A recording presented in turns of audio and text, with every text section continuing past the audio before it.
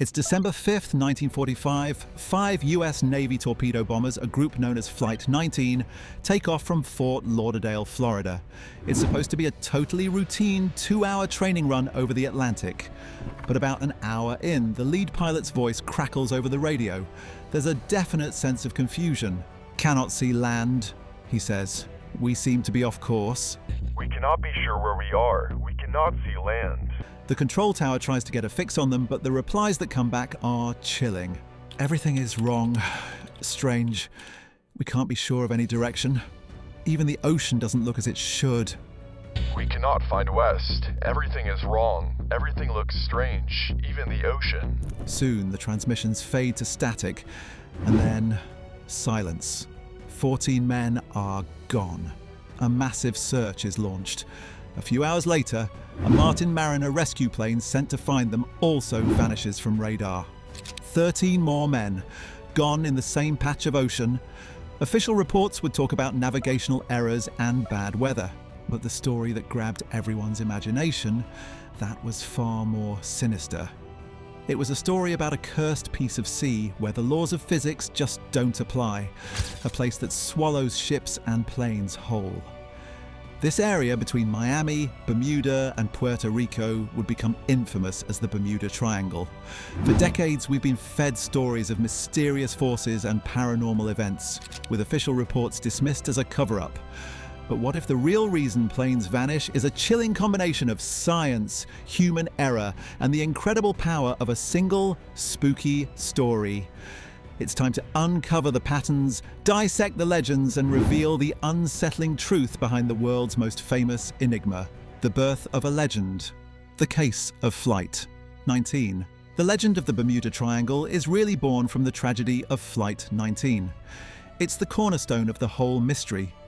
The one case that launched 1,000 theories. The popular story you've heard is of clear skies that suddenly turn EV, of compasses spinning wildly because of some magnetic anomaly, and of expert pilots getting hopelessly lost before being snatched from the sky. It's dramatic, it's compelling, and it's perfectly set up for a supernatural punchline. But the documented facts from that day tell a different, though no less tragic, story.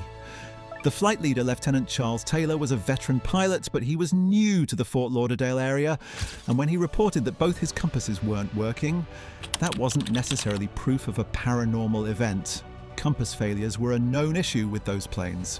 But Taylor, likely disoriented and not trusting his instruments, made a fatal mistake. He thought he was over the Florida Keys and told his flight to head northeast to get back to the mainland. The problem was, he was already east of Florida.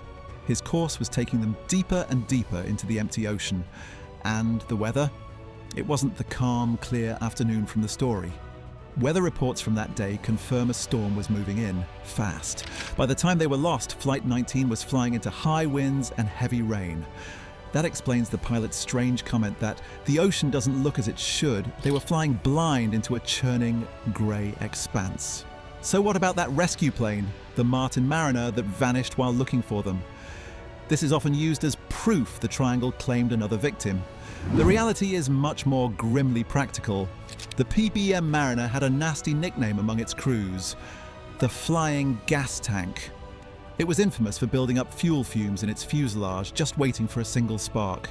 The crew of a tanker ship in the area, the SS Gaines Mills, reported seeing a huge explosion in the sky at the exact time and place where the Mariner disappeared. It didn't vanish, it almost certainly blew up, a tragic end due to a known design flaw. The Navy's first investigation concluded pilot error was the primary cause for Flight 19's loss, but out of respect for his family, they later changed it to cause unknown. That small act of kindness left a vacuum that was quickly filled with fantastic speculation, cementing Flight 19 not as a tragedy of errors, but as the first great mystery of the Bermuda Triangle, a pattern of disappearances, unraveling other cases. Once you strip away the paranormal hype, the story of Flight 19 is a cautionary tale of small mistakes compounding into a disaster. But believers in the mystery will tell you it's not a one-off. They point to an entire pattern of ships and planes vanishing without explanation. Two of the most famous cases are the losses of the Star Tiger and the Star Ariel, two sister planes run by British South American Airways. The Star Tiger disappeared on January 30th, 1948, flying from the Azores to Bermuda. Almost exactly 1 year later, on January 17, 1949, its sister ship, the Star Ariel, vanished on a flight from Bermuda to Jamaica. On its face, the story is chilling. Two nearly identical advanced airliners from the same company disappearing in the same part of the world, just 12 months apart. But when you dig into the reports, a different picture emerges. Both planes were Avro Tudor 4s, a new design being pushed to the very limit of its range on these long-haul flights. The Star Tiger, for example, was flying into a strong headwind, forcing it to fly at a dangerously low altitude of just 2,000 feet to save fuel. Flying that low left them with no room for error. The investigation pointed to a mix of bad weather and potential technical problems, like a faulty heater or compass. There was no mystery, just a calculated risk that went tragically wrong.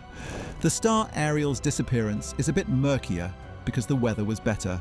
However, the official investigation suspected a catastrophic failure might have been caused by design flaws in the plane's heating and communication systems. In neither case did investigators bring up mysterious forces.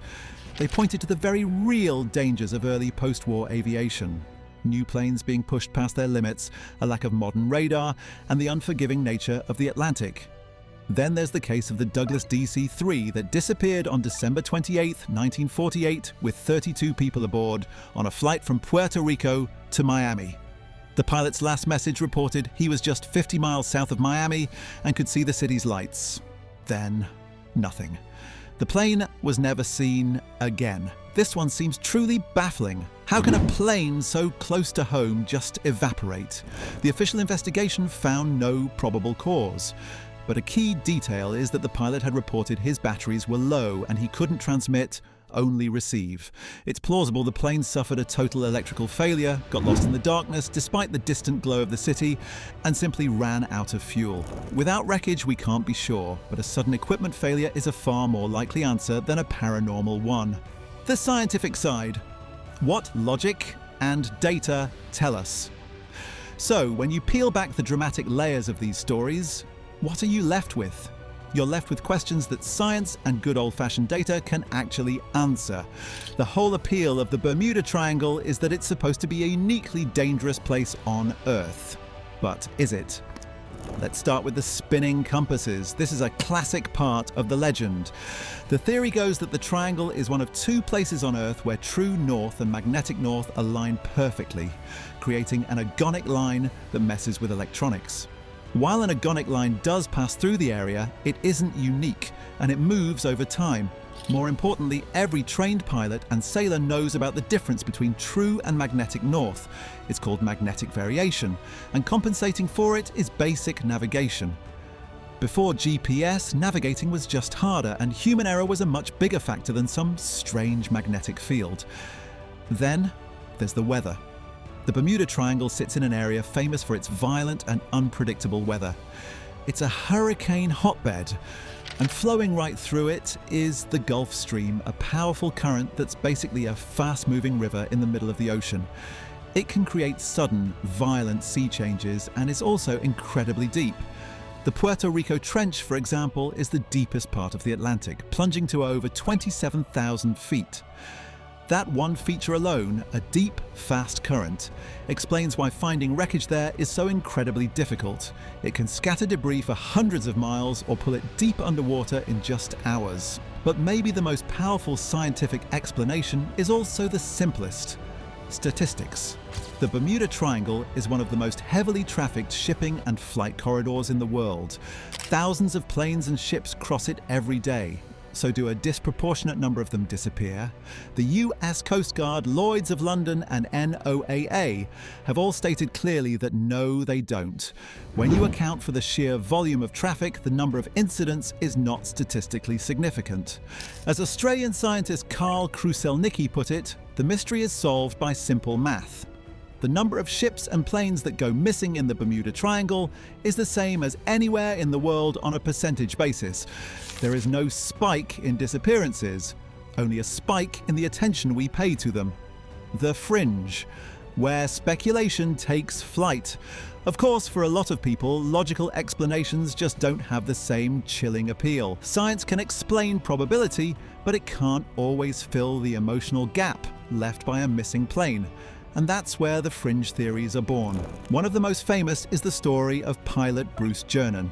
In 1970, he claimed he flew through a strange phenomenon he called electronic fog. Jernan described entering a weird, tunnel-shaped cloud that seemed to wrap around his plane. He said his instruments went haywire and his compass spun uselessly. When he finally emerged, he found himself over Miami Beach, having somehow traveled 100 miles in just 3 minutes, something his plane was physically incapable of doing. He believes he flew through a time warp.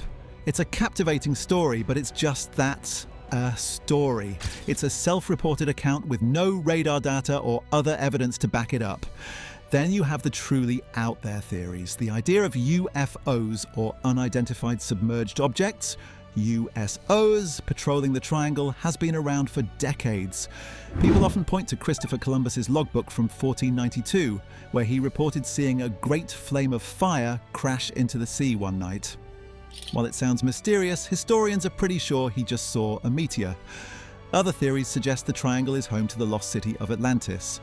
This idea was pushed by the psychic Edgar Cayce, who claimed powerful energy crystals from the sunken city were messing with modern tech. Some people point to the Bimini Road, an underwater rock formation, as proof, but geologists have studied it extensively and concluded it's a completely natural limestone formation called beach rock. There's zero credible evidence of any ancient super technology on the seafloor. Ultimately, these theories thrive where evidence is absent. They're exciting what-ifs that are just way more fun than the boring truth of bad weather or engine trouble. The revelation. The true force behind the triangle. So after all the debunking, what is the real reason planes vanish in the Bermuda Triangle? The truth is, there isn't one.